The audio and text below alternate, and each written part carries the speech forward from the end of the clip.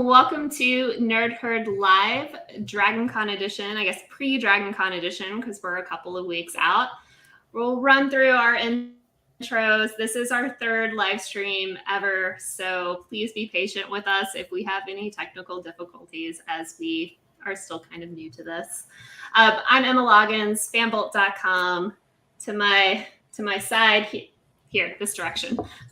Robert, take it away. Hey, Robert with 3F by Space, managing editor, and a fellow Atlanta resident. Matt? I am Matt Rodriguez, the owner and chief editor of Shakefire.net. And Jen, take it away. I'm Jen Steele. I'm a senior writer at fanbolt.com. And I guess that gives me the honor of introducing Dan. Our guest of honor tonight, Dan Carroll, everyone, with Dragon Con. Woohoo! Yay! Well, guys, Dan, thanks for having me on. I haven't seen you. I believe the comment was 10 years, but it feels like I have not hung out with you guys in a long time. Missed you at last year's Dragon Con, but I'm happy to be on the show talking about my favorite thing to talk about. Absolutely. Awesome. Great to have you. It has been a minute. I think the last time we were all together in person was 2019. So it's so good to be like coming back this year. Like it feels like, I don't know. Right. It feels right. It feels like the moment. Right. Mm-hmm. Well, you know, we did have a Dragon Con last year that was pretty successful. We knew we were going to have reduced attendance. And we did. And it actually, I think, in so many ways, worked for the best for everybody. Yeah. Yeah. Dragon Con has always been so packed. And sometimes it can get a little bit too much. And so I imagine with that reduced attendance, with those less crowds, more space between people, it was a lot more enjoyable for some people. It was for a lot of people. And one of the things that I'm real proud of is with 40,000 people plus or minus, plus, we had 9 registered cases of COVID. So we did an incredible job of keeping it. And not us, the organizers, because as you know, I don't actually do anything at Dragon Con. I just talk about it. But the attendees did so well. And I think, Emma, I was supposed to actually say who I was at the beginning. Yes, tell people about what you do at Dragon Con. Well, obviously, I talk about Dragon Con. My name's Dan. I've been the media engagement or media relations director of Dragon Con since 2009. Really happy to be going into this year. And my job is to talk about Dragon Con and to know about Dragon Con and to get people excited about it. And I'm pretty good about knowing a little bit about everything that goes on at Dragon Con. Maybe not as in depth as I'd like, but and my other job is to be the voice for the fan community, to go out there to the not y'all doing the fans talking about fandom, but a lot of my efforts are actually spent making sure the message of Dragon Con and the Dragon Con community gets out to the general public and everybody knows how awesome we are. That's right. How did you get started? So 2009, it's a hot second ago. How did you, because surely you were going to Dragon Con a long time before for 2009. I was not. Right? I was really? Not. In fact, I have never actually gone to Dragon Con. My first year at Dragon Con, I decided to volunteer and work the help desk. I've got strong customer service background. I'm an IT project manager. Before that, I was always the guy who trained everybody on software, and I can talk. So I volunteered after the loss of a friend. And I realized life was short. I want to go do stuff. I want to do stuff I haven't done for a long time. I started reading comic books again after maybe 30 years or 20 years of not reading comic books. And Dragon Con was coming to town, and I decided to volunteer. So I signed up to work the information desk. And not knowing anything about Dragon Con, I tried to become somebody who supported the guests, who you guys know, guests are our celebrities, are experts. Astronauts are guests. But the people who come to DragonCon are attendees. So I worked the help desk, and they were really swamped, and they were just a great group of people. And I got stuck my first full day working at the help desk by myself, and a man walks up and asks if I can help him find a friend. I look up and see his badge, and he's David Prowse from Star Wars, who is the body of Darth Vader. Wow. And it just blows me away. I get a little bit nervous, but not too much. And I said, "Yes, sir. How can I help you?" He goes, "Yes, I'm David," because he realized I'd read his badge and was slightly intimidated. And he said, "I need help finding Peter Mayhew." And I'm like, "So Darth Vader has just asked me to turn over Chewbacca to him." I know it seems sketchy. Lando Calrissian. And I got him set up. About 2 hours later, Peter Jurasik from Babylon 5 showed up asking me to help him find Mira Furlan. And I said, "This is where I need to be. This is absolutely where I need to be." And I spent 3 years at the help desk. And I wanted to be the Stargate director. And I wanted to be a director so I'd get a hotel room. I wouldn't have to worry about a hotel room. And that position was already taken. And then I saw press liaison was open. And I just finished, in my corporate job, I just finished an internal marketing project. So I bundled together all that, gave him my resume, handed it in. And there were only 2 other serious candidates. And after 3 months, I have never taken that long to get a real job as it took me to get this job. And after 3 months, they finally selected me. And one of my competition, one of the people I was competing with was an actual NPR reporter. So it was a miracle. And I figured I'd do it 2 years, and they figured, well, we got a guy for this year. We'll have to find somebody going forward. It didn't go that way. And my second day in the job at DragonCon, I was on CNN talking about steampunk. And as far as I know, I'm the first person to ever say steampunk on CNN. So I'm here. I love it. It's my home. It's my Labor Day wife. It is so much. I think that's like so many of like our first experiences at a convention is like you just go and then you're like, these are my people. Like this is where I'm supposed to be. This is my family. And then it becomes like, yes, the panels and the celebrities and the cosplay and all of these things are great and wonderful things that you get to do during this. But like the most important part of it is like reconnecting with your like fan family, your nerd family, like every year that you don't get to see, you know, on a regular basis, or maybe you do, and then you just get to like extra nerd out this weekend. It's just like, when I try to describe DragonCon to people, like that is for me what makes it so special. It's like, it is a giant like Halloween party with your best friends. Everyone is celebrating what they love, and it is a beautiful thing. Absolutely. Mm-hmm. Yeah, So, no, you say it better than me. I'm learning from the best, Dan. I've known you for at least, it has been about 10 years. I remember the first time like I really interacted with Dan, and it was on a podcast with you years ago. Like it was like so 2012 my or first something. memory of meeting you was you had been with a major cable news network out of Atlanta.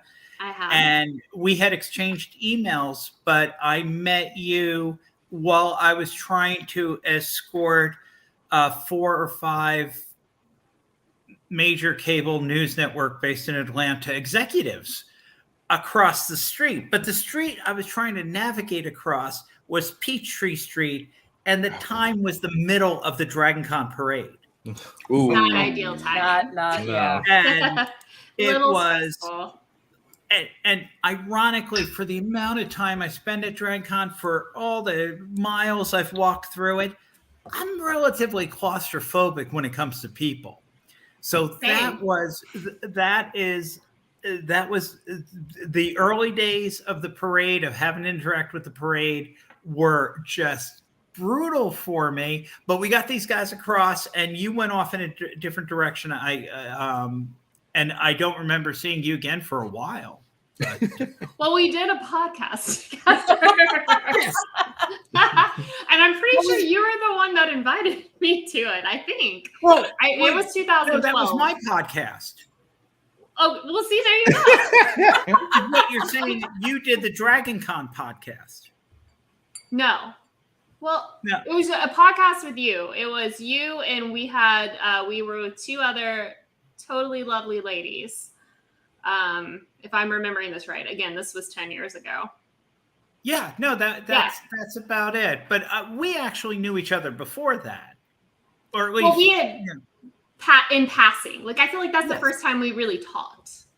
And back then, I had to keep remembering not to call you Kenny because I hardly ever saw you, and your name was not Sprinkles. Well, Yes. Now it's really easy. It's just like Sprinkles. Works well. So I want to go kind of like around our kind of our squares here and talk about our favorite memories of DragonCon. Robert, let's start with you. What has been your absolute like most favorite memory of DragonCon? Ooh. So DragonCon was my first convention ever before I even did San Diego Comic-Con. So just to, give some perspective, DragonCon was kind of the first for me. And I did it very casually because back then I was very much an introvert. And that's a very long story that Emma could get into. She eventually dragged me up here to Atlanta. But it was it took me 8 years, but I did it. But it was about 3 years into DragonCon for me. So around 2015, I think, or 2016, I got asked to be on a panel for Mad Max Fury Road. And I was not quite aware of the subject matter of the panel. And it was my first time being on a panel. So it was a little bit nerve-wracking because the room was very packed. And I was the only guy on a panel led by some very, very smart and intelligent PhDs who were getting very deep into the story of Mad Max Fury Road. So I felt very out of depth. Needless to say, the crowd was amazing. They all volunteered some alcohol and drinks up to the panel to get us all to sort of like chill and talk. They were very welcoming. And from there, after that happened, then I volunteered to moderate like the 100 cast panels for the Apocalypse Rising track in the subsequent years and did many fan panels on those. And have enjoyed doing that every year, as well as going and doing some different cosplay stuff over the years as well. But that's kind of my memory that was like, okay, I can do this. The fandom is really welcoming. It's a really kind of relaxed environment, which is very, very different from like a San Diego Comic-Con. So that's my favorite moment. So I have to add here before I throw it to you, Matt. My first DragonCon panel, because I'd gone to DragonCon for years before I went to a panel, just for hanging out with friends and the atmosphere and all of it. My first panel was like a supernatural panel, so I was like really excited about it. And I wasn't familiar with like the like late night piece of DragonCon. So my first panel was like a supernatural like fanfic like after dark like oh god fan panel. And so were you old enough to be there, Emma? Who were they shipping? They were shipping the brothers. I was gonna say that had to be Wincest. That tracks. I mean, Yeah, Wincest, exactly. But I have to say, like, it was such it was an initial like shock to the system because I was like, oh, I thought this was gonna be like, and then I realized just like how totally like relaxed and accepting and celebratory of like all aspects of like fandom DragonCon is, and like that made it all the more amazing. I also got to learn about like the hours of the tracks and like what, you know, may or may not be like the right place for me at the right time. but like it was just such a great experience that you could go and really celebrate like all aspects of fandom. So I decided to share that with hearing about Robert's first panel. Matt, I'll throw it to you. What was your favorite Dragon Con moment? It's so hard to like pin down one exact moment because I mean, I've been going to Dragon Con for years, and some of my earliest memories were back. It used to be where Dragon Con, you didn't need a badge to get into the hotels. Yeah. And basically, like, Dragon Con had their areas, and, you know, the hotels outside of that were completely open. 99% of the people there were for Dragon Con. Yep. But in the early years, you didn't need a badge. So a lot of times, back when I was young and pretty much couldn't afford a badge, I would go and essentially people watch. And basically just hang out in the hotels with a few friends and just look at all the cosplays and all the costumes and all the people walking by. Because like Robert said, Dragon Con was really my first convention. I've been to Comic-Con a handful of times, but Dragon Con, I went way before Comic-Con. Mm-hmm. And everybody talks about the costumes and the cosplay at Comic-Con and stuff. Like, that's always a big draw. And so, you know, my first time going to Comic-Con, I was excited. I was like, okay, this is going to be cool. And I have to say, I was let down by Comic-Con because I have experienced Dragon Con. And the costumes and cosplays at Dragon Con blow Comic-Con out of the water. By far. Yeah, absolutely. They are so creative and so fun. Like when we've all said like, oh, this is about fandoms and, you know, finding your niche and these small fandoms that like people just do these outrageous cosplays of the most crazy things that you would never think of. And they make it work. And like they combine different fandoms into one cosplay and stuff. Like one of my favorite things that I saw that I've seen is it was Jon Snow White. So it was Game of Thrones. It was this dude he had basically how I look with the long flowing black hair and everything and a sword, but he was dressed as Snow White. So he had the Snow White dress and it was just amazing. And people really go all out on these cosplays. And it's just so much fun to watch. And that's always one of the things I look forward to most with Dragon Con. Yeah. I think one of the most creative ones that I've ever seen, and my personal favorite was probably Bob Davros. So this guy like looks completely like it's a Bob Ross lookalike, but he's in like the Davros Dalek kind of container. God. Like, this is amazing. Yeah. The mashups are just like, the cosplays are amazing and so well executed, but the mashups are so smart. They're so punny and so smart. Well, and two, they span such a massive history of pop culture. Not just recent stuff, not just mainstream popular stuff, but things that go back to the 70s and the 80s. And nobody feels afraid to say, yeah, this may not have had a huge following, but who cares? Yeah. It gets a lot of attention at the convention and they're just absolutely amazing. And every year we go, there's always something new. You know, we go, oh, yeah, we can see that trend that's coming from this big TV series or this big movie. But at the same time, you go, I remember that from my childhood. Like, wow, it just pops out at you. You're like, I got to get a photo with them. Yeah. And to Matt's point, hands down, Dragon Con beats Comic-Con when it comes to cosplay by just a long shot. There's just so big, and maybe that's a good kind of segue to after Jen, you talk about your favorite moments. I want to know Dan's favorite moments too, Robert. We're not done with I know. Yeah, we still got people to go. So Jen, I want to hear Jen's. It's not a segue yet, Robert. I think I know Jen's. Uh-oh. Oh, okay. I've got like Matt. I mean, there's so many, and be honest, I mean, like Dan, I didn't go to a lot of Dragon Cons. I started volunteering, I think probably 2004 or 2005. I'd been going since I was probably 17.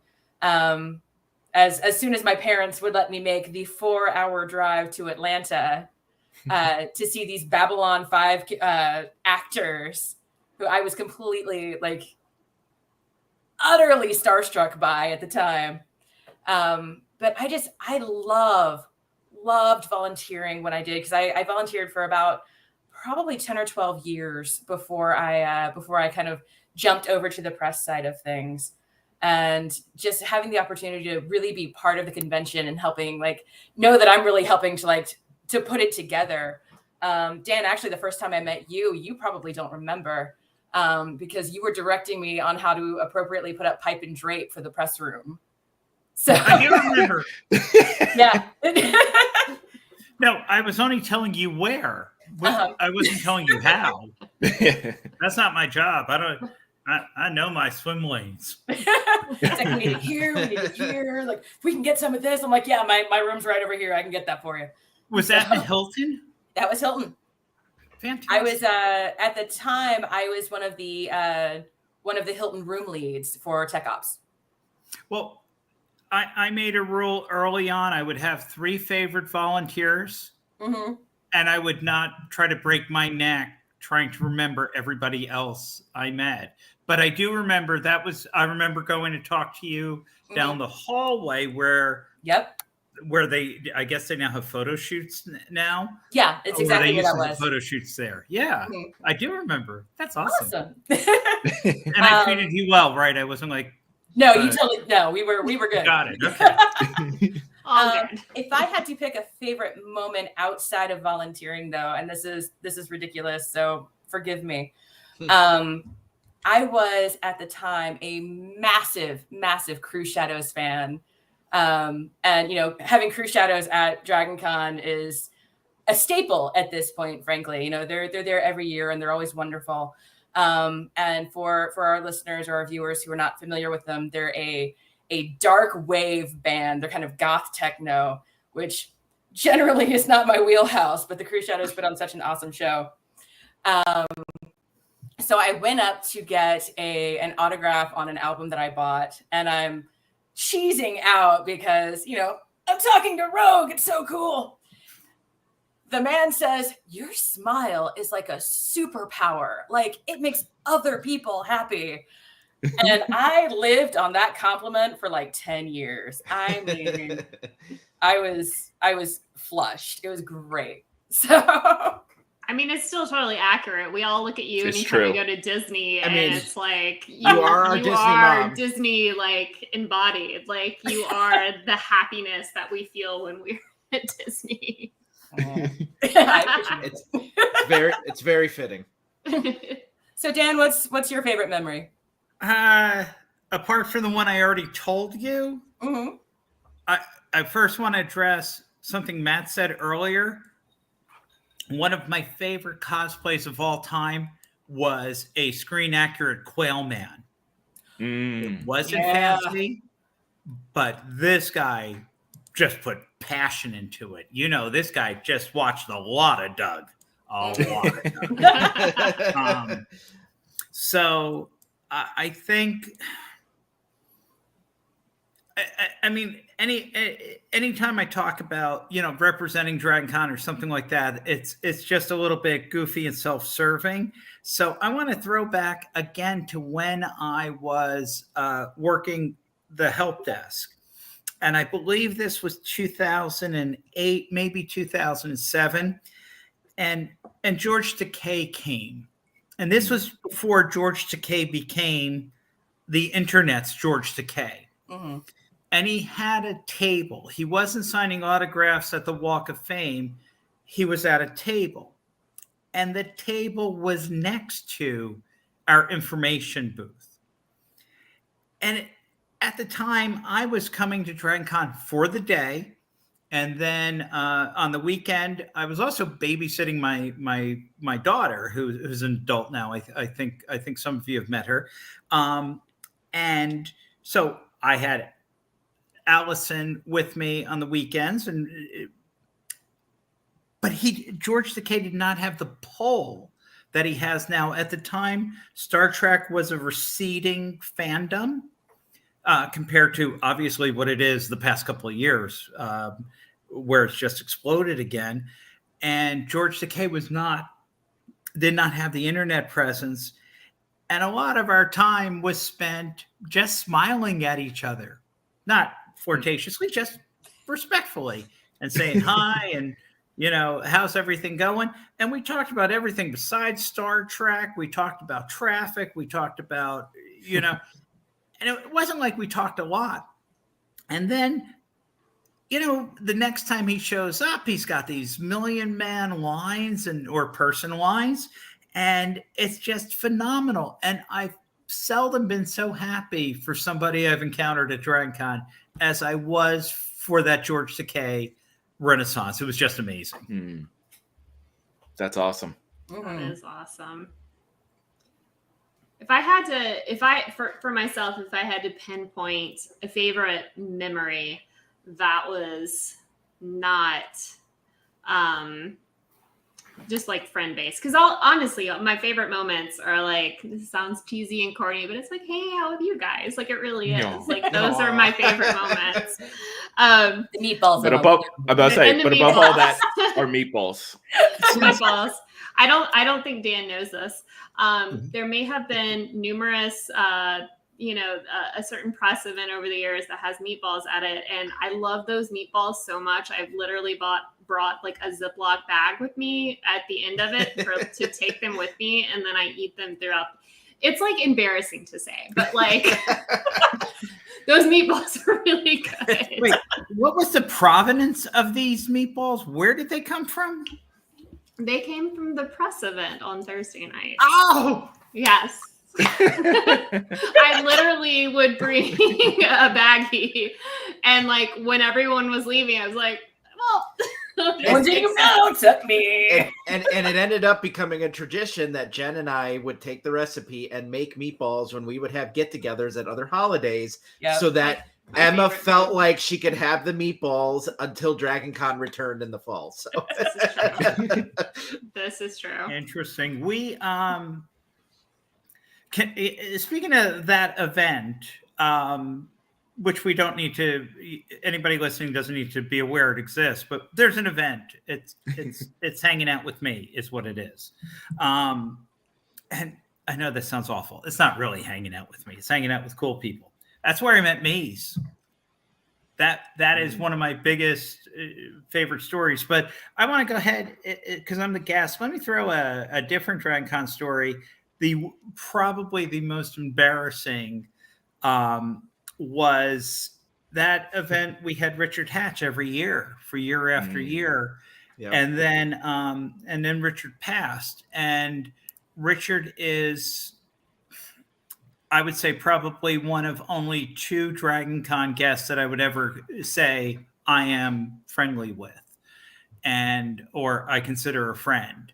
And I got, every year I give a speech. I gave a speech about how wonderful it is that reporters cover DragonCon, because it gets the word out.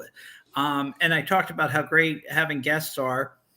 And I started talking about Richard, but not only had Richard die that year, I lost my brother, I lost my former mother-in-law, I lost one of my favorite people at DragonCon, and Richard. And it just all got to me, and I just broke down in really super embarrassing tears. And it was really awful. And they got me out, I got some air, and I said, well, at least there were no celebrities there to see me. And my handler goes, oh no, Claire Kramer showed up just as you were crying. Oh man! So that's my embarrassing story. Anyway, sorry for hogging.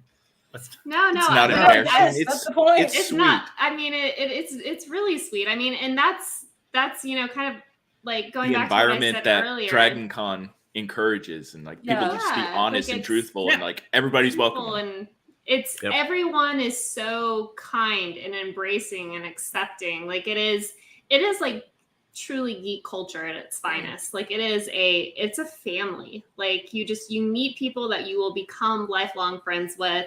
And like when you go through hard things, like those people will end up being there for you. Like you meet some of your best friends there.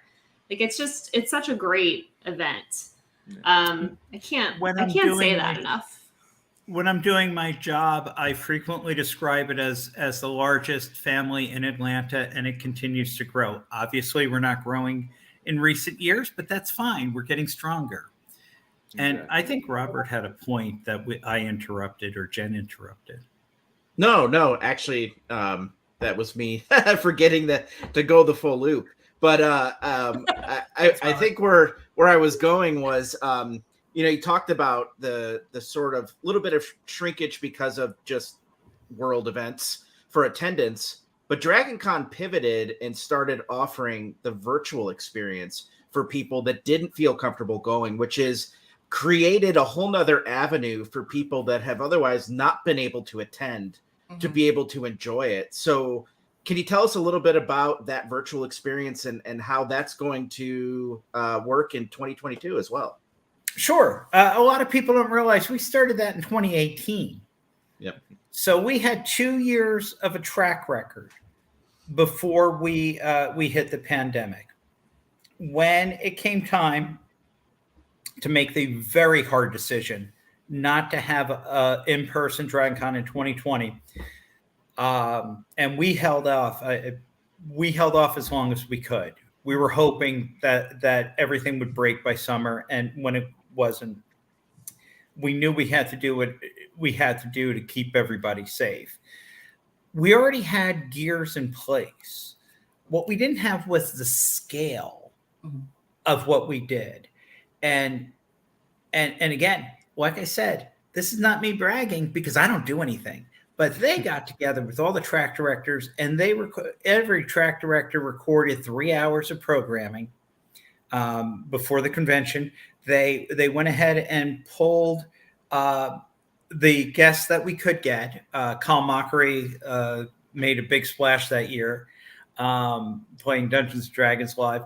And we had some others, and we pulled the best of our previous programming. In fact, one of the things I loved during the at-home show was I got to see my favorite Battlestar Galactica panel that I hadn't seen in years. I think it was from 2013 or 2014. It was just amazing. And we got it together, and using a lot of our resources from DC TV, and at the time, our head switcher also happened to be a professional switcher, and she ran so much of the board by herself, almost continuously. But the fact that everybody pulled together, everybody pitched in, and it was successful. I believe there were 600,000 individual programs watched, and by programs I mean DragonCon programs, and 120 countries. I mean, it was all over the world. It was really successful, and we did it without charging. And the next year we wanted to bring it back. We actually brought it back less expensive than before the convention. Before the convention, it was $30 and $10 if you already had a badge, and now it's $10 across the board for last year. We improved our interface last year. We took it off Dish Network, which had been great. Not Dish, Roku. It was. I watched it on Roku myself. And we found other ways to stream it, and we're bringing it back this year. If you go to www.dragoncon.org, you can find the links to the virtual programming, and it will let you purchase that $10 virtual programming. And not only is it the programming that we broadcast over DC TV, it's 3 channels, or I guess we're having two channels this year, maybe 3. It gives you vintage, it gives you what's happening currently, kind of a best of, and those hilarious DC TV moments that we've talked about in the past. Some of my favorite. I love DC TV. if there's not a panel at Dragon Con that I'm interested in for an hour or 2 hours, one of my favorite things to do, honestly, is just chill out in my hotel room. I usually stay in a host hotel and watch Dragon Con TV. I mean, it's always brilliant. It's so funny and so hilarious. I want to say that I have met many celebrities, and I've only been nervous twice meeting celebrities, but I have met one, Dr. Stephen Grenade, and I was incredibly nervous meeting him because he had starred way back in the 2006 timeframe in a Jonathan Colton video, Your Brains, about zombies sending office memos about wanting to eat brains. I know the video you're talking about. Yep, I do too. Yep. And honestly, I thought he was Jonathan Colton. That's beside the point.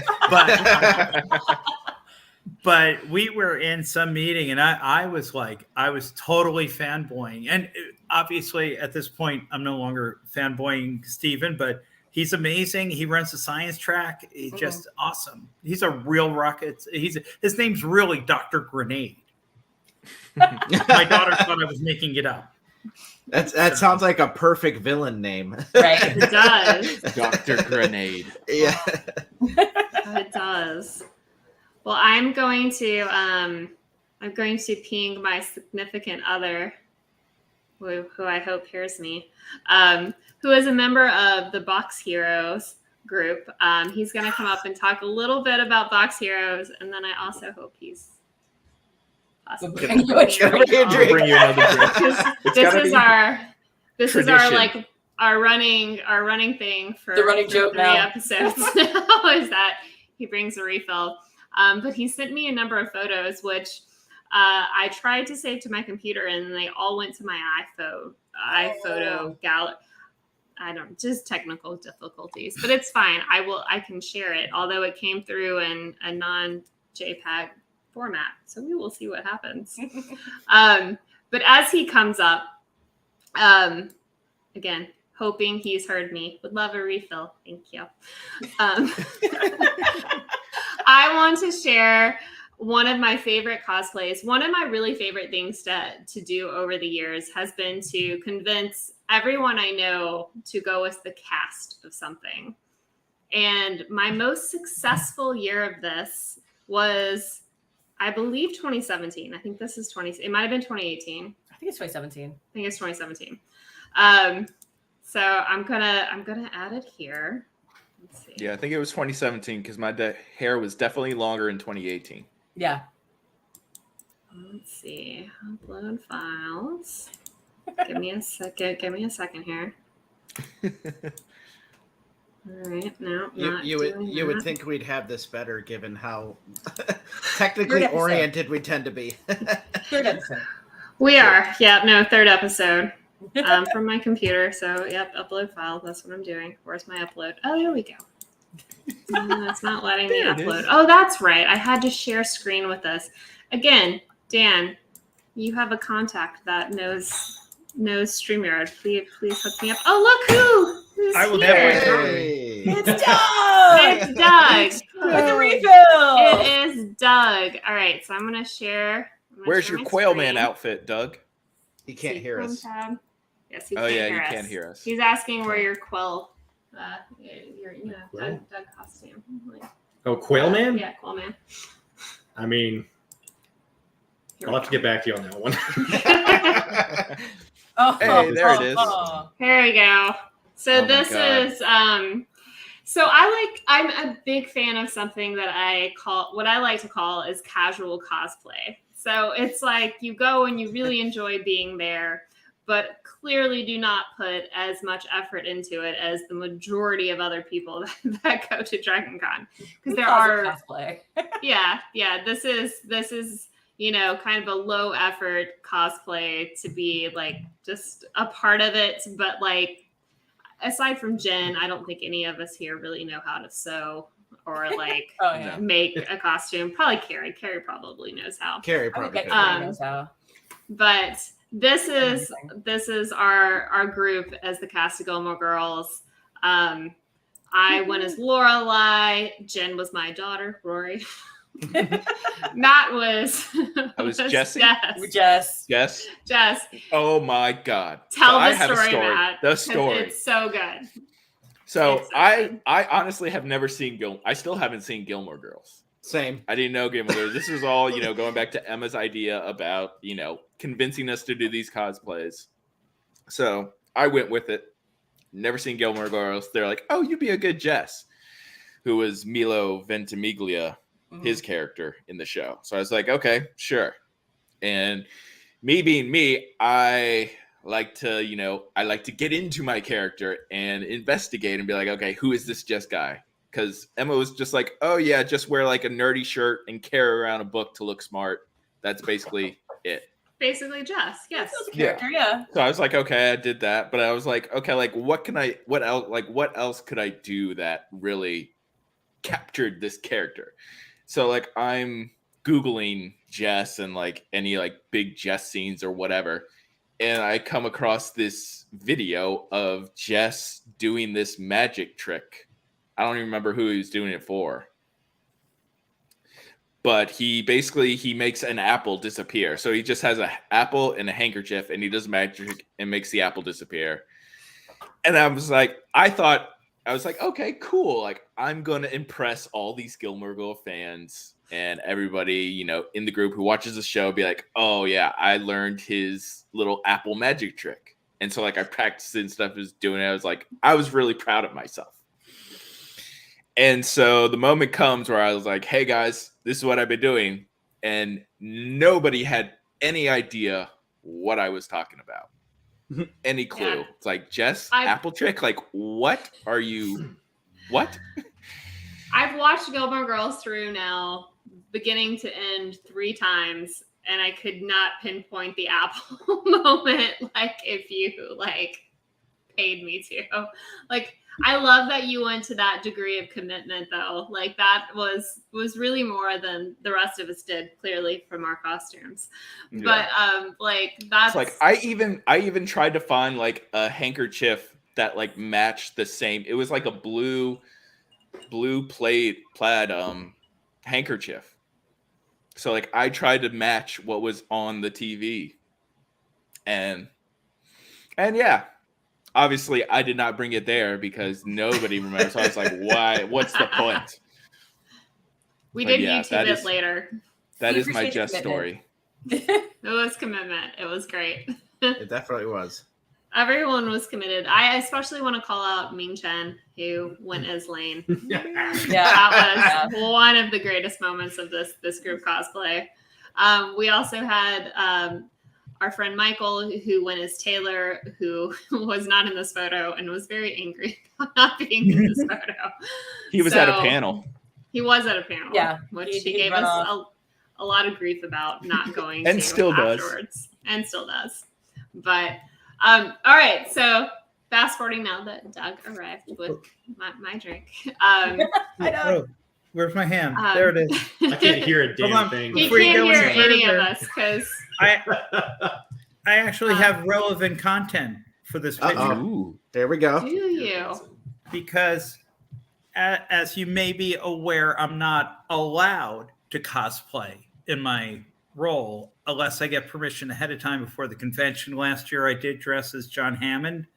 And when I worked the help desk, I had 3 very, very sheer 20-year-old flannel shirts that could be worn in the Atlanta heat because they were not even there. And I would put my hat on backwards and I would cosplay as Jess every day for 3 years. And not one person noticed. I'm just saying. No one noticed. He's got you, Matt. You're not alone. But then my last day working the help desk, I decided to wear a suit and be Obadiah Stane, which literally involved nothing besides wearing a suit.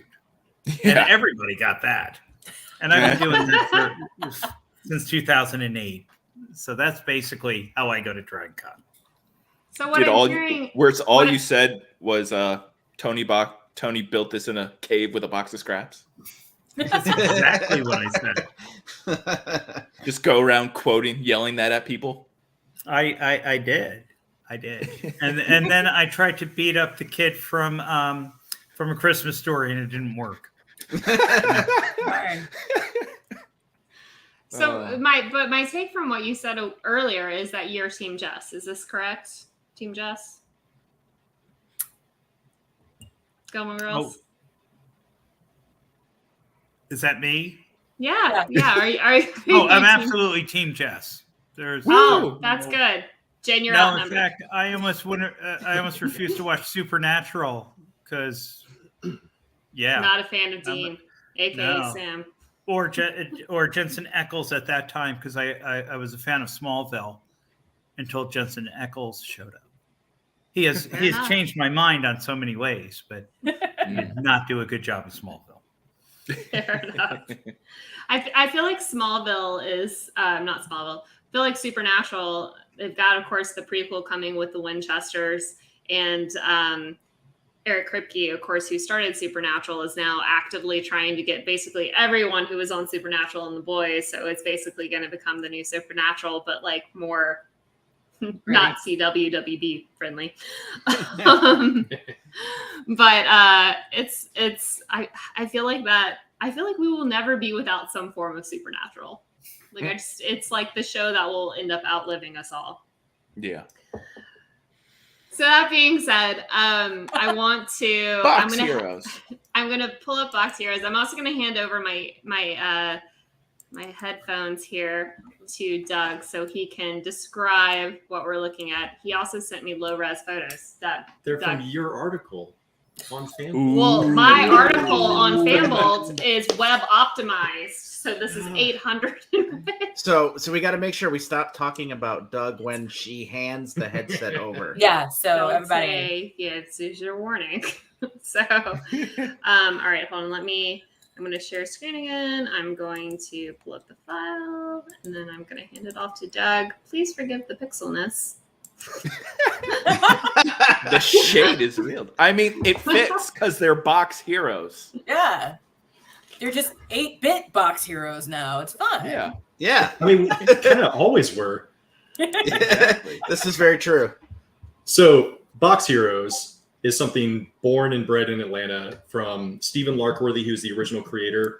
Huge geek, also happens to be in the packaging industry, and he worked in a job where he was creating packaging for all different types of products. So he thought, well, why not make an actual box suit for myself?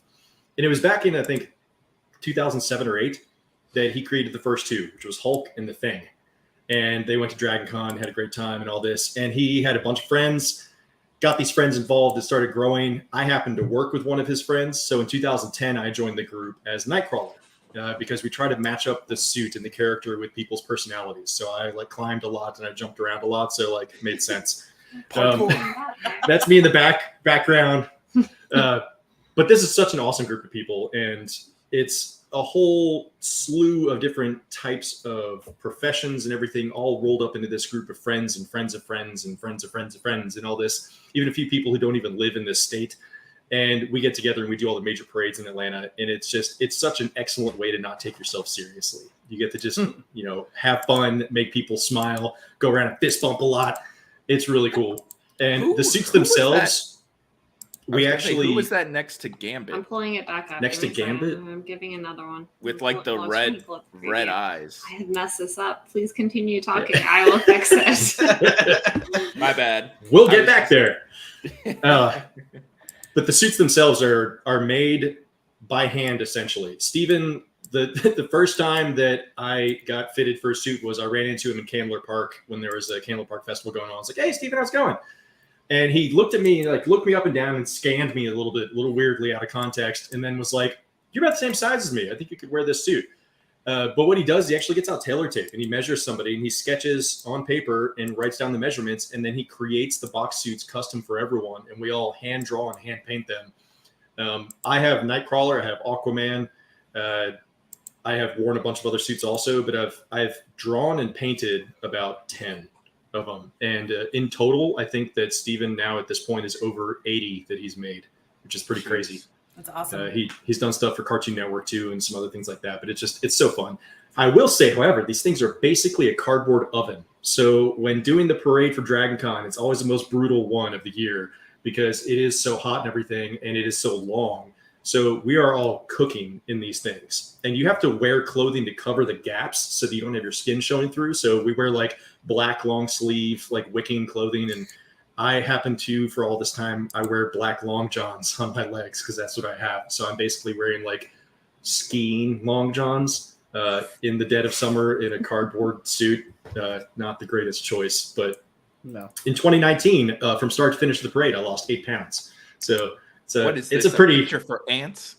I This know, is so right? small. I wasn't prepared. It looked good on my phone. You sent these from your mobile. You sent from my phone instead of my computer. So. Live and you learn, man. All right, technical difficulties, but yeah, Box Hero This is is super Doug awesome. in this very small. Yeah, I mean, it fits because Nightcrawler can go invisible and we can't see There are anything, great so. photos of them. If you Google Box Heroes, you can see better photos than what we are sharing here. I say Anyway, instead I of the think- photos, we just have Doug do the Look, dance. there's my computer screen again. oh yeah, Hold man, on. I got the suit in the other room. Hold on. Stop screen share. There we go. One fun fact about my Nightcrawler suit: it's one of the first like 15 suits that were made. I think maybe first 10 suits even, and it has outlasted any of the other ones. I've worn it 22 times. Jeez. Nice. Holy moly. And Yeah. you guys have done other things too, other events, right? Oh yeah, Dragon Con? yeah. So Inman Park Parade almost every year, minus pandemic. Done some Father's Day stuff at the Fern Bank where we just dance around in the lobby and make kids happy. The Christmas parade that is for the Atlanta Children's Hospital, and they roll all the cancer patients and everything out to the curb, so you get to go over and say hi to them and stuff. It's really awesome. There's Dragon Con, of course. There's one that I'm forgetting, and we do some little stuff here and there too. So it's really awesome. I can't take any credit for it. It's all Steven and his crew and everything, but it is such an awesome organization and group of people, and we have a lot of fun, even though we sweat intensely when we do that. But it's good times. That's awesome. Awesome, Doug. Those are some of my best experiences at Dragon Con. Yay. Also, props to the Boy Scouts. The Boy Scouts keep us alive before and after the parade. They give us water when we're waiting before the parade starts, and at the end, they're there like watching us and like, "Are you okay? You gonna pass out?" And they're like giving us water and actually like propping us up a little bit. So like, major props to the Boy Scouts. Got to They're- put that they're CPR and definite- first aid training I was gonna say they're the can ones imagine most that. likely to have recently used it compared to us. Yep. Yeah. Hey, Eagle Scout right here. Same. Oh yeah, you Girl are. Scout. I was scouts but through the Congratulations. church. That's awesome. So Okay, I'm gonna give control back to my It's wife. weird watching Yeah, this isn't it? It's exchange weird. without So audio. stop talking Ooh. about Emma now. yeah, we got to stop talking about. Hey, Are you Emma. good? Hey, Hey, I know you guys Hey, calling on me. It's okay. hey. What's up? We That's missed all. you. That whole section was basically just about Cheers. Emma. Yeah. We never Oh, talked about cheers. Box Heroes at all. No, it's so weird. I mean, I could hear part of the conversation, and It was I know dope. the photos were small. I am sorry. It's okay. So Things happen. To transition into a little bit of a fun Dragon Con moment here, I want to talk about plans for this year, what to expect, and with that, I wanted to bring in a little bit of a tease of my costume. Uh-oh. Ooh. I mean, yay. It's a little bit of a hot mess, but I'm pretty sure. Well, I know everyone but Dan here knows who I'm going as, so I don't think that this will probably be weird for Dan. That's why I'm holding up a doll. No, I'm assuming it's something from What We Do in the Shadows. Yes, Oh, boom. Right. Right on. Well done, Yep. Dan. it worked. So it's good. This is good. This looks like little Nadia. Like, Yeah. yeah.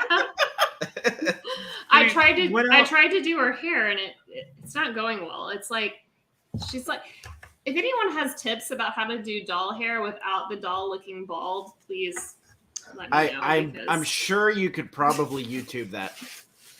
I don't want to admit that I know where you can look that up on YouTube, but I do, and I will send you a link. Please share that with me.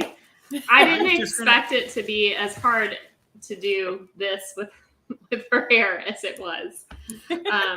I also, so this is like Amazon's, like they have like an off-brand, their brand, like kind of rip off American Girl doll thing. So this is like $19 instead of like, I don't even know what American Girl dolls are. I know they're expensive. More than that. I think they're like $100 or something. But so I ordered her and she came in all this pink stuff and I was like, So I ordered the only black dress I could find that fit her. And what I didn't realize is this is all glitter. Oh. So that's unfortunate. So there's like glitter everywhere, anywhere she goes. So that's. But you're a fan of glitter. Come on. I'm Don't you not. love glitter? No one's a. You are the one that loves glitter, not me. I don't know what you're talking about. I will say I am also in my superb owl shirt tonight. So this is my my what Sports we do. ball. Sports ball. Yep.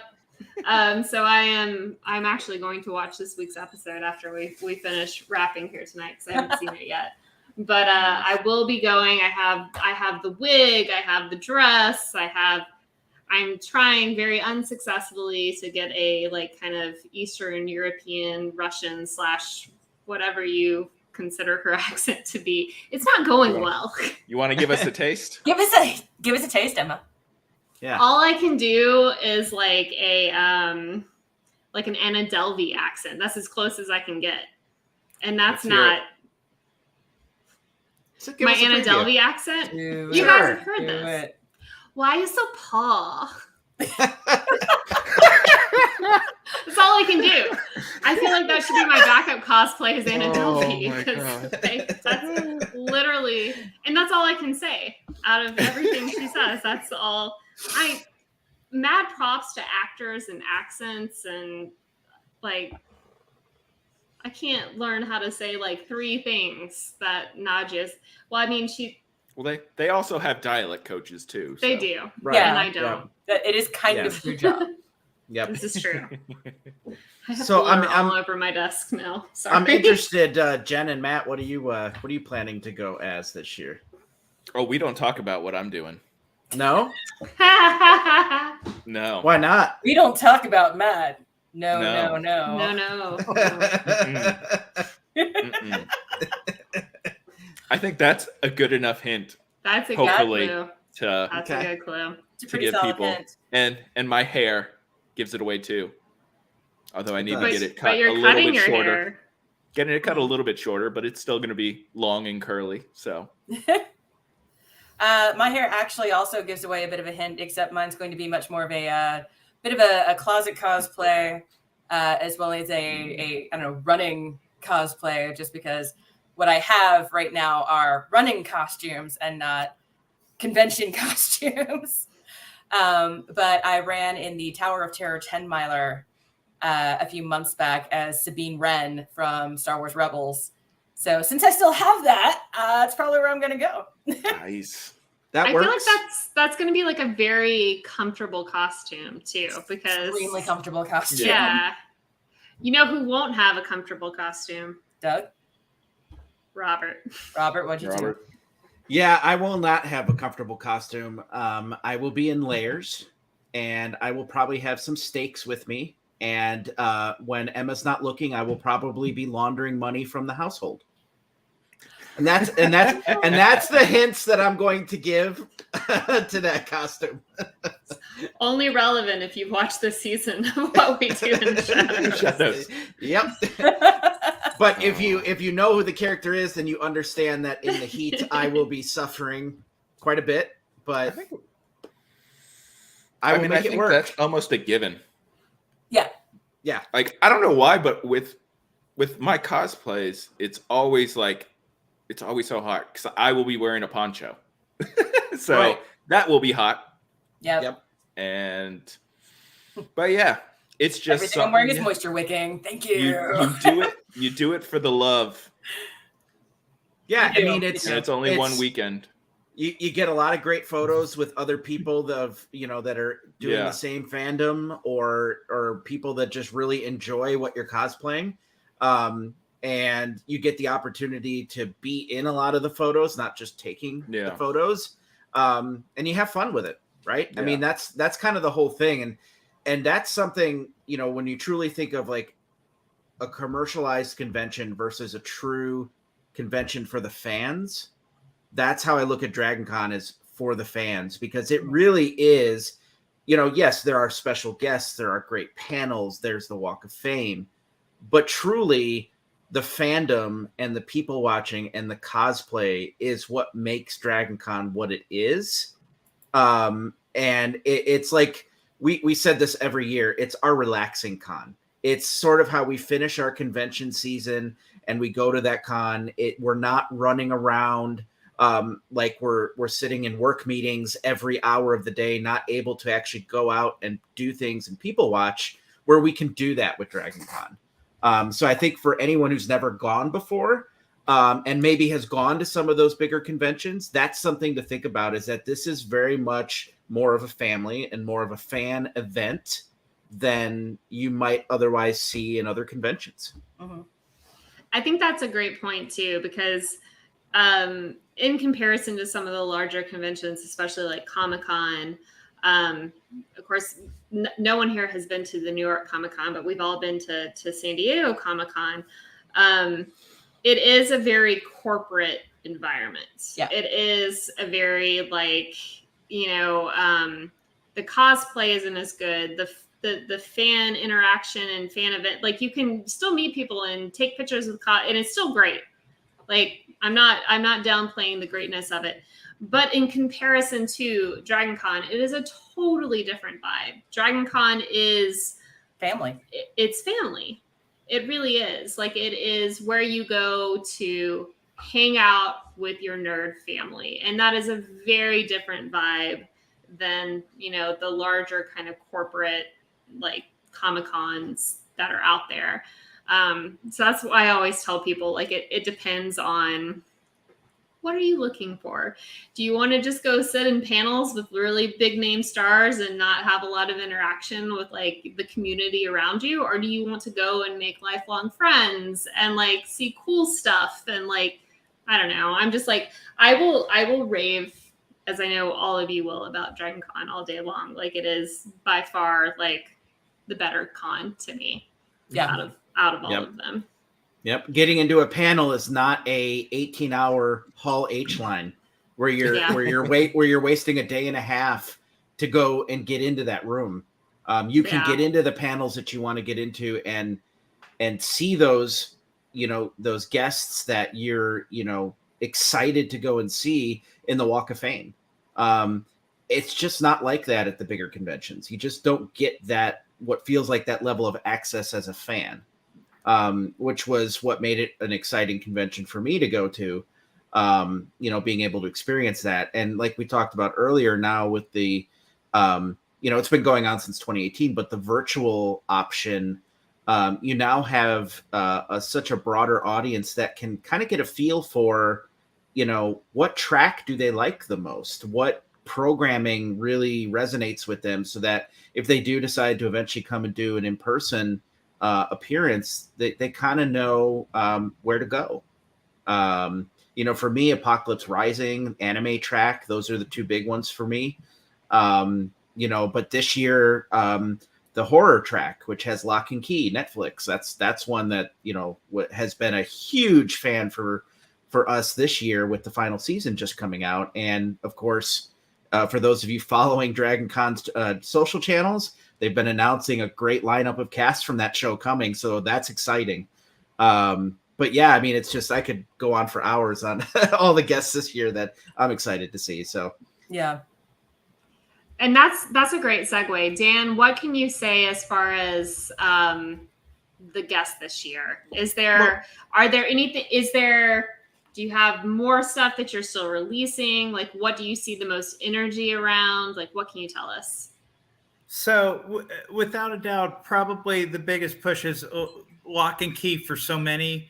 Star Trek, Strange New Worlds, and Discovery. And hang on one second. I did something stupid. I closed my file that I had for you where I was going to talk about really cool things that had just been announced this evening. Ooh. What? Yes.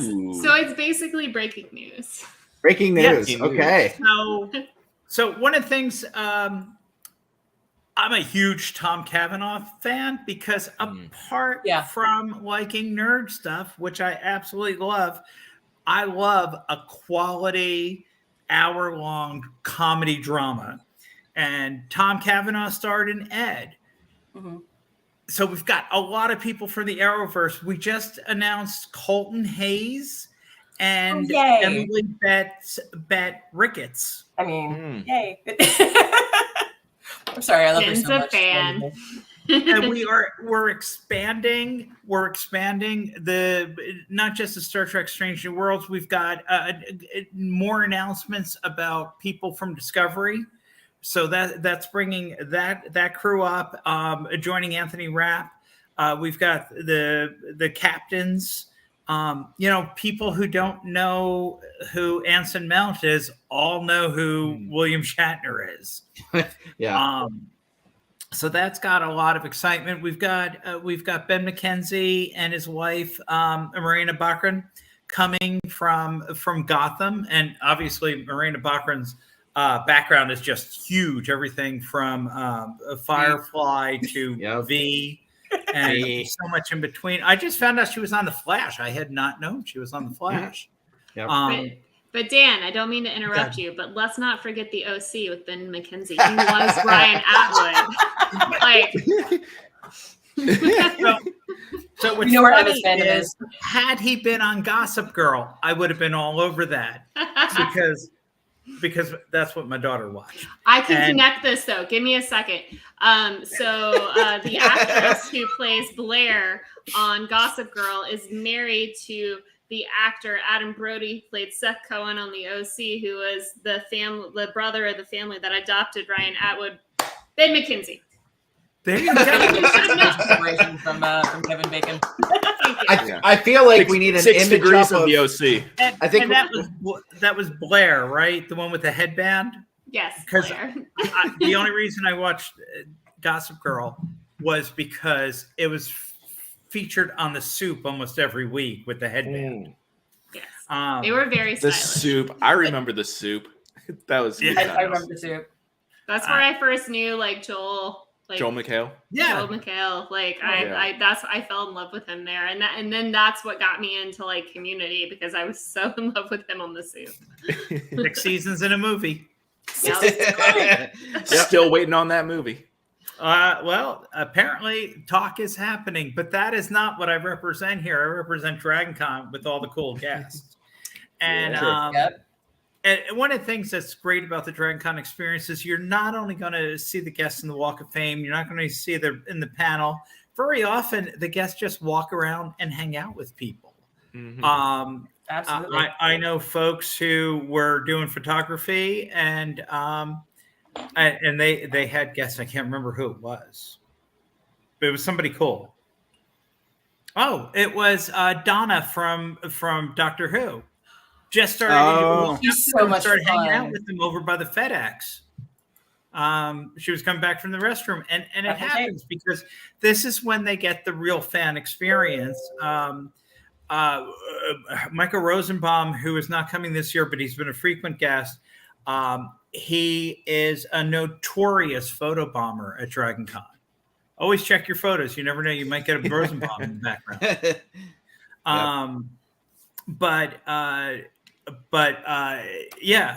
And we do have, I think somebody was talking about excellent mixed costumes. And I want to switch gears for a second. Go to dragoncon.org. There are far too many guests for me to rattle them off and keep them coherent. But the Masquerade, have you guys talked about the Masquerade yet? Not yet, we have not. But I love it. Okay. No. So we've got 5-6 costume contests at DragonCon. We got a Star Wars. We got a down in Star Trek. They've got another one. We've got one on Friday. That's just how good you make a costume. And then we got the hallway costume contest, which is people walking around with cameras taking pictures of cool costumes, and they put them on the internet, and people get to vote, which is pretty cool.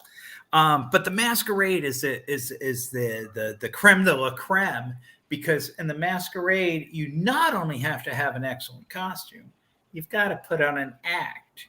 And when you guys were talking about mixing costumes where you're blending, one of my favorites I've ever seen was New Orleans 1912 Sailor Moon Scouts singing Lady Marmalade. And their outfits looked like, fin de soleil, I can't say it, end of the century costumes. It was just phenomenal. I mean, I was laughing all night from that one. That's fantastic. That's amazing. So, but overall, it's a lot of fun. We got a lot of gas. We got a lot of cool people doing stuff. You're going to make friends. That's something that everybody here talked about at the beginning. Look, I made friends with Jen, and it took me a long time to put context to that. But as soon as I did, I literally remember, because you guys were awesome. And when I came in, I told you were awesome, didn't I? You did. You absolutely did. I believe that this world runs on good service, and it needs to be recognized. So thank you again. Thank you. I think that's a perfect kind of place for us to wrap things up on. Dragon Con, which of course is Labor Day weekend. Things start Thursday-ish. I feel like it's like with all of these conventions now, people just start like arriving earlier and earlier, and then start There will be a party going Wednesday. I was gonna say there's the party on Wednesday. Yeah. So we stopped the reporters pub crawl because it's already crowded on Wednesday night. Yeah. And I believe is there a tour for first timers if they want to attend that, or no? Actually, it's open to anybody now for report. Oh, I'm sorry. Let me go back. I'm still in media relations, media engagement mode. Yes. Go to Facebook. Go to DragonCon first time tours. Oh my God, Kim is going to kill me for not knowing exactly what it's called. But if you watch this on a rebroadcast, I'll make sure Emma has the link to post. Yes, send it to me. I will post it. Yep. And I'm sure you can probably live, and you're a reporter. You got 3 more days to get your application in. Yep. Mm-hmm. Yep. I think we're all. Everyone here is all approved. already in. Yeah. We're all in. We will all be there. So yes, absolutely. And we will all it's important enough to us. We all jumped in pretty early, I think. Yeah. We'll be tweeting, Instagramming, Facebooking. Charge I'm those not batteries. on Get the TikTok. Not on photos. TikTok, But everywhere else. Not on TikTok, but maybe we could. I don't know. we'll be photo bombing in our cosplays too. We got a couple weeks. There you go. Yep. That's not And can I please thank you all, not just for having me on, and I understand I'm the first guest. That's really awesome. But also, I've been sitting here kind of blank-faced, taking notes, and I'm just going to repeat everything awesome you said about Dragon Con next time I get interviewed, because you guys love Dragon Con, and it shows, and I really appreciate that. Well, thank you. We appreciate you coming out. Yeah, thank you. Thank you. It's definitely like there are, I mean, we have our nerd, Atlanta is a special place in general for like the nerd community, the geek community. Like, I don't remember what publication it was like several years ago that named us like the nerdiest or the geekiest city in America. And then like, it's absolutely true. But the fact, and Dragon Con's a large part of that. It's a large part of why we have that title. Mm-hmm. But there is this family that's here that just like grows at Dragon Con, right? Like it's like all of our out of town relatives or whatnot come in, and it's just like I can't emphasize it enough. It's like a giant nerd reunion. So if you've not checked it out, like get a 1-day ticket. Is that an option, Dan? Before I promote that, are there tickets still available? Okay, there are no tickets available for Dragon Con ever. There are there are memberships and badges available. Yes. and it has to do with how we're structured as a company. It's what we are. But there are 1-day badges available, and as far as I know, there's even Saturday 1-day badges available. Still, that's amazing. But there will be no badges available on site. Mm-hmm. Right. You will have to get your badges ahead of time. And that is just the reality of, as we adjust to the new COVID world where we are. The pandemic's not over, but we're obviously not in the same stage we're at. Let me throw out before you go, sad news, everybody's got to wear a mask. And sad news for other people, we're not requiring vaccinations or vaccination records or a test. So some people will be upset that we're requiring masks, and some people will be upset that we're not. And what we're trying to do is come up with that balance of the most safety, and we're following the CDC guidance on this. Yep. Excellent. Gotcha. So Yeah. That's great. I got all serious looking. Now I'm going back to being Santa Claus. Well, I will say, for anyone that's not been before, depending on what you're looking for, obviously Saturday is probably the biggest day you can go. The parade is in the morning. Doug will not be in the parade, but Box Heroes, I think will. I don't want to. I may be wrong. So I don't know if they'll be in the parade or not. Doug won't be. But that is the biggest day, and that is the day with the parade. And if you want the full experience of it all, Saturday is the big day to go. I obviously recommend going for the whole thing because it's all awesome, and every single day has its benefits of, the crowd kind of is bigger on some days, smaller on some days. You have some guests that will come in for some days and then not be there other days. So go for the whole thing if you can. I promise you will not be disappointed. There are people that come into this with 5 elaborate costumes, and they start wearing them on do my day count here, Wednesday, Thursday, and then they wear them all the way through Monday. And it's just it's so the cosplay is I can't stress it enough. It's the best. It's the best. It's the best cosplay you will see in the country, hands down. So that is absolutely cool in and of itself. But yeah. All right, so I will wrap things up here, and we'll go around the 5 boxes. I will start with Robert. I'll wrap things up at the end. Robert, kick us off. Tell us where we can find you online, and whatever else you want to tell us. Sure. You can find our site at 3F by Space on all of the typical social channels, Instagram, Twitter, and Facebook. And you can personally follow me on Instagram and Twitter at Robert W. Prentice, where we'll be posting video and photos throughout DragonCon weekend, and sharing some of my personal favorite picks for panels and guests that you can see at the event, as well as photos of my probably very poor attempt at a Guillermo cosplay, but it will be fun, which is the important thing. Matt, I'll kick it to you. All right. You can find Shakefire at Shakefire on all social media channels. And personally, you can find me on Twitter at I'm Matt Rodriguez, and on Instagram at Matthew M. Rodriguez. And yeah, Jen. So you can find me on Instagram and Twitter at Renlark, RENNLARK. Again, I don't post a lot, but I will be posting during DragonCon, so follow me there. Dan? At DragonCon Media. That's it. At DragonCon Media on Twitter. We also have a Facebook page. You can look for DragonCon Media Relations. And overall, we're just talking about DragonCon. So www.dragoncon.org. And I'm out there as Dan Carroll, but I am relatively quiet on the internet these days. So. There you go. I'm not. I'm loud.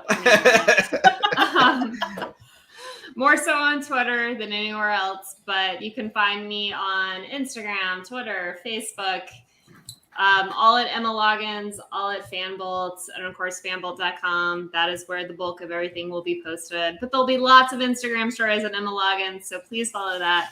It'll be fun. Oh God! Wow! Wow! That's terrifying. Yeah, okay. It won't be Terrifying. creepy, I promise. I will make it creepy. I Very do promise that. But, Very creepy. So much glitter. Yes. Thank you guys so much for joining us. Please tune in for our next podcast episode, which we've not planned yet. So stay tuned. It will probably be like an actual DragonCon episode. So we'll figure it out. We'll tweet it. Yeah. So follow us on Matt. Matt created an Instagram. Oh, yeah. For us. We have promote Instagram that. and Twitter. So we are on Twitter, we are at The Nerd Herd. And on Instagram, we are at Nerd Herd. So unfortunately, Nerd Herd was taken on Twitter, so we couldn't get that handle, but we just added the onto the end of it, or the beginning of it. That's the way to do it. That's what we do. That's how we do it. That's So what I should do. Follow us on Twitter and Instagram. We will definitely, once we have the schedule for the next and subject, because we don't know what we're going to be talking about the next time. So we will find something to geek out and nerd out about, and we will let you all know. I think we should all come in costume for our DragonCon cosplays and be in character. Yes, I think so. I'm here for it. Without accents required, because that's not gonna happen. You can do it, Emma. You can do it. No, You have time to practice. We have faith 3 in you, weeks though. is not enough to learn how to get like a Eastern European accent. Emma, call me. You can help with that. I got you covered on the Eastern European accent. There you go. There we go. I will give you a call. My granddaughter will teach you. Excellent. I appreciate that. Thank you guys so much for tuning in. Again, keep up with us on all of our respective sites and social, and stay tuned for all of the awesome DragonCon coverage that is to come.